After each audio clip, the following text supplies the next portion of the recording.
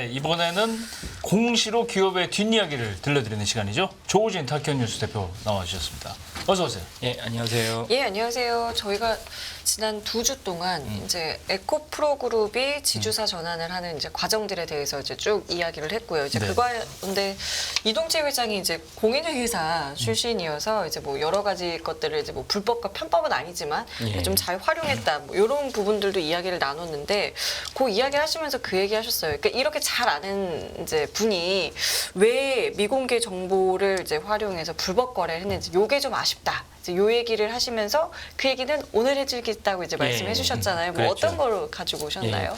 그러니까 이동채 회장이 이제 정확하게는 이제 이 두 번에 걸쳐서 그 에코프로비엠이 대규모 공시를 수주를 하는데 대규모 수주를 하니까 공시해야 되거든요. 네. 공시해야 되는데 본인이 미리 알았으니까 미리 선행 매매를 합니다. 그래서 이걸 내부자 거래라고 할 수 있는데 그것이 적발돼 가지고 이동채 회장이 사법 처리가 되는데 그러니까 당연히 이제 그 과정에 이제 아까 말씀드린 대로 공시 나왔으니까 그 공시 나왔던 수주가 공시 나왔으니까 그거를 좀 아마 그 좀 자세하게 말씀드리려고 합니다. 네. 이동채 회장의 첫 번째 이제 그 불법 거래는 뭐냐면 20년에 이제 합니다. 그래서 20년에 하는데 그 당시에 이제 SK 이노베이션에서 이제 대규모 양극재를 이제 수주를 했다 공시를 그랬죠. 하는데 네.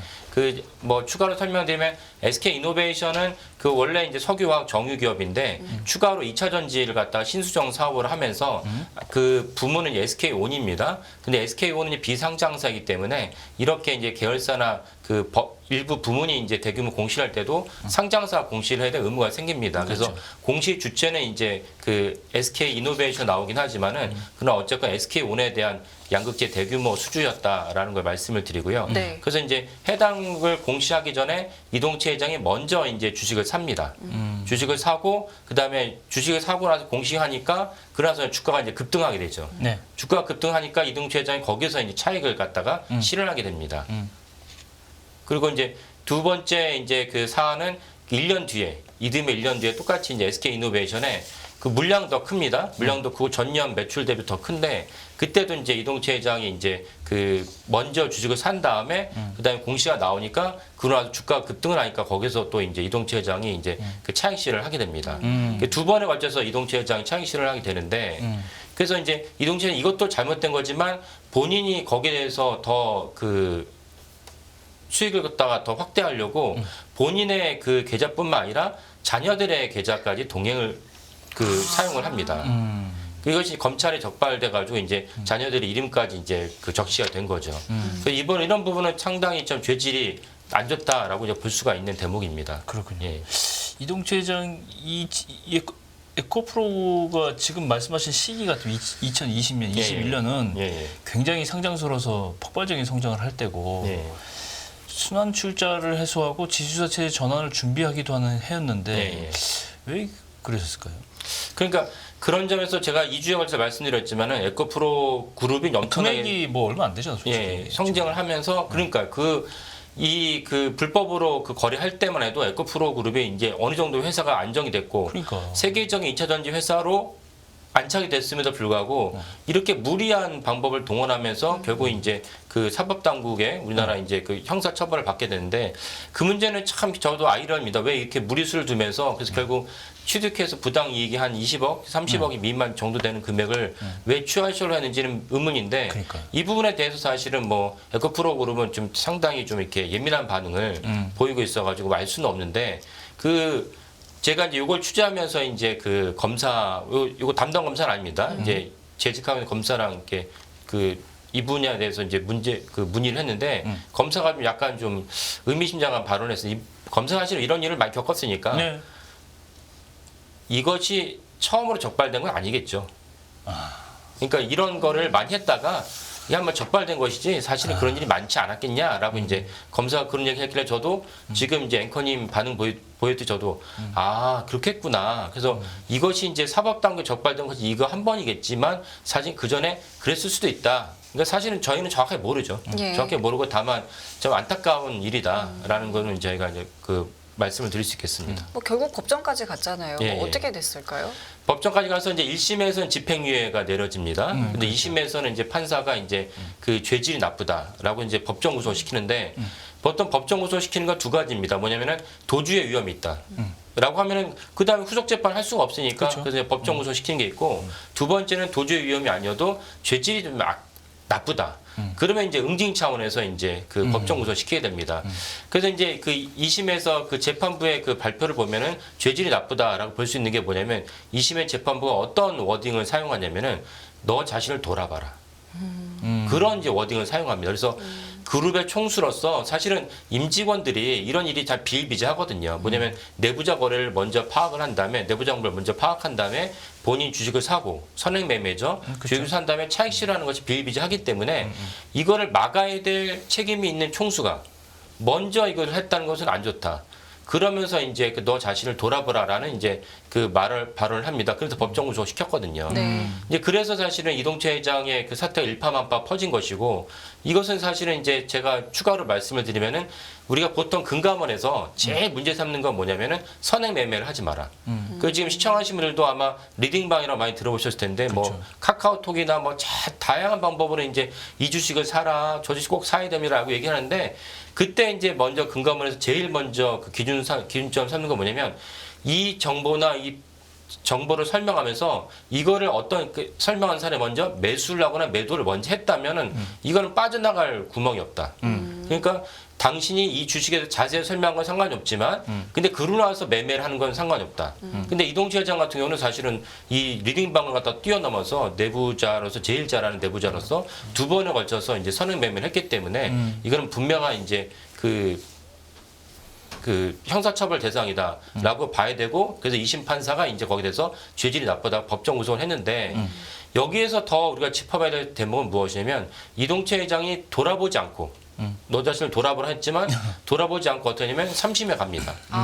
예, 3심에 가는데 3심에 간 것을 자세히 뜯어보면 더 좀 약간 안타까운 측면이 발생합니다. 뭐냐면 보통 3심에 갈 때 우리나라 이제 대법관들 한 명의 대법관에게 가는 그 건수가 13만 건조 됩니다. 예, 이거보다 더 늘어날 수 있습니다. 지금 예전에 통계이긴 한데 13만 건 되다 보니까 대법관들이 어떻게 하냐면은 이거는 내가 그 심리를 할 필요가 없는 사건이다. 너무나도 명약 관한 사건이 있기 때문에 심리를 할 필요 없다. 그래서 심리 불속행이라고 합니다. 근데 심리 불속행을 막기 위해서 당사자는 조금이라도 이제 심리를 그쵸. 받고 싶으니까 그렇지.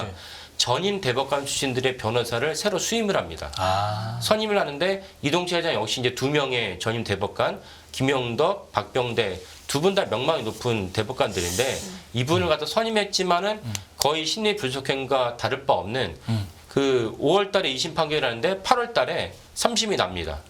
3개월 만에 났네요. 예, 그러니까 이 심리 불속행의 한도가 3개월이거든요. 그러니까 심리 불속행 끝나자마자 바로 8월에 그 심리 불속행은 아니지만은 바로 선고를 해버립니다. 한 페이지짜리로 요약간략하게 기각. 당신이 이거 갖다 이의제한 것은 상고하지 마라. 예, 의미가 없다라고 바로 기각을 해버립니다. 그래서 이런 것들 모두 다 뭐냐 이동채 회장의 이 범죄가 너무나도 명백하며 심지어 판사들이 봤을 때는 항상 죄질이 나쁘다라는 것을 상징적으로 보여주는 이제 그 절차라고 볼 수가 있겠습니다. 그럼 예. 지금 어쨌든 경영 공백 상태잖아요. 예. 그러면 이동채 회장이 출소되면 예. 다시 복귀를 하는 건가요? 예, 이게 또 중요한 관점인데요. 네. 그래서 제가 그래서 이번에 그걸 취재하면서 참 우리나라의 상장 시스템이 좀 허술하다는 걸 다시 한번 깨달았는데 네. 무엇이냐면은 경영으로 복귀하려면 일단 이사가 돼야 되지 않습니까? 그렇죠. 근데 사회이사 같은 경우는 그 금고 이상의 형을 받으면 이제 그 사회이사 될 수 없도록 상법에 나옵니다. 상장사 사회이사. 예, 상장 사회에서는. 근데 사내이사는 그런 조항이 없습니다. 아, 그래? 예. 그러니까 저 이것도 참 황당했는데 바꿔야 될 것 같은데. 그러니까 이것도 개정해야 될 필요가 있지 않나라고 제가 다시 한번 깨달았고 제가 몇 주 전에 두 차 말씀드렸지만 전과자도 사실은 사내이사가 될 수 있고 경영에 참가할 수는 있습니다. 하지만 이거를 공시를 해라. 그 주주들이 알고 그럼에도 불구하고 내가 이 회사를 투자할 것인지를 결정하도록 해야 되는데 현재 우리나라 규정에서 사내회사는 그런 규정이 전혀 없습니까? 없습니다. 그러니까 그 전과자도 사내회사를 갖다 금지하는 조항도 없거니와 이걸 공시해야 될 의무도 없습니다. 그러니까 이동채 회장 같은 경우도 그런 조항이 없으니까 당연히 이제 그 경영진을 복귀할 수 있는데 이거를 갖고 제가 이제 그 판사랑 이제 논의한 결과 판사가 어떤 말을 했냐면 아마 정관에 있을 수 있다. 아 정관에. 정관에 예. 막아놓을 수 정관에 있다. 막아놓는 경우가 허다하다. 그러니까 이동채 회장 같은 경우 에코프로 그룹의 정관을 한번 살펴봐라라고 저한테 조언을 했습니다. 한번 보셨어요? 그래서 제가 이제 정관을 보여달라고 에코프로 그룹에 임원한테 요청을 했더니 홍보실 요청했더니 보여줄 수 없다. 그 딱 벌써 왜 보여달라는지 그 내막을 의도를 갖다 파악하고 계시더라고요. 이동채 회장의 등에 왜 칼을 꽂으려고 그런 거냐. 결국 정관을 보고 경영 복귀하면 안 된다는 취지로 기사를 쓰려는 거 아니냐. 그래서 아니 어쨌건 주주들은 관심 사안이고 그리고 그쵸. 정관이라는 것은 주주면 다 볼 수가 있습니다. 한 주마다도 볼 수가 있기 때문에 이건 사실은 요식행위에 불과하기 때문에 보여달라는 저희 요청에 이제 거부를 했고 그리고 이제 정관을 만약에 그런 식으로 판사의 조언대로 돼 있다면 이동채 회장의 경영 복귀를 위해서 에코프로 그룹이 아마 정관을 갖다 개정하지 않을까라는 생각이 들긴 합니다. 그렇군요. 예. 어떻게 될지는 모르는 거잖아요. 예, 일단 모릅니다. 정관을 본 건 아니니까. 그렇죠. 뭐 예, 어떻게 예. 좀 예측하세요? 예. 그래서 제 생각에는 지금 에코프로 그룹에 이제 세계 상장사가 있고 지주사가 체제로 바뀌어 있기 때문에 네. 에코프로에만 경영에 복귀하면 되거든요. 그래서 사실은 그렇지. 그 부분은 사실은 어떻게 될지 모르지만 에코프로 그룹은 이제 투명하게 이건 사실 주주들에게 큰 관심사고 손해를 많이 끼쳤어요. 이동태 회장이 법정 구속되자마자 주가가 떨어졌었거든요. 그러니까 손해 끼쳤던 차원에서도 투명하게 공개해야 생각을 하고 그래서 이거보다 더 큰 이제 그 문제가 있습니다. 그게 무슨 문제가 있냐면 이동 회장도 사실 58년생이기 때문에 이제 나이가 어느 정도 있습니다. 그러면 이제 후계 자녀들에게 경영권을 물려주되 그 사안으로 이제 접어드는데 그래서 아까 말씀드렸다시피 이 사안에 대해서 성인인 자녀 두 아들 이승환, 이현수 두 아들 딸이 다 자기의 주식과 계좌를 이동채 회장에 빌려줬습니다. 아까 말씀하셨죠? 예, 불법이죠. 네네. 그러면 이제 이분들은 이제 기소를 당하진 않았지만 사실 엄연한 불법을 저질렀던 것이 만천하에 입증이 됐기 때문에 이분들이 사실 경영진으로서 가는 것이 맞느냐. 그것도 역시 아까 말한 정관의 문제이기 때문에 사실 에코프로 그룹이 이 문제를 갖다가 투명하게 절차를 밟아야 된다라는 생각을 합니다. 예, 알겠습니다. 오늘 조우진 타키온 뉴스 대표님과 함께 또 이야기 나눠봤습니다. 다음 주에 뵐게요. 고맙습니다. 네, 감사합니다. 예, 깊이가 다른 경제 뉴스 연합뉴스 경제TV 경제 언박싱 오늘 여기서 마무리하겠습니다. 네, 시청해주신 여러분 감사드리고요. 저희는 다음 주 월요일 이 시간에 다시 찾아뵙겠습니다. 지금까지 김경훈 성김이었습니다. 고맙습니다. 고맙습니다.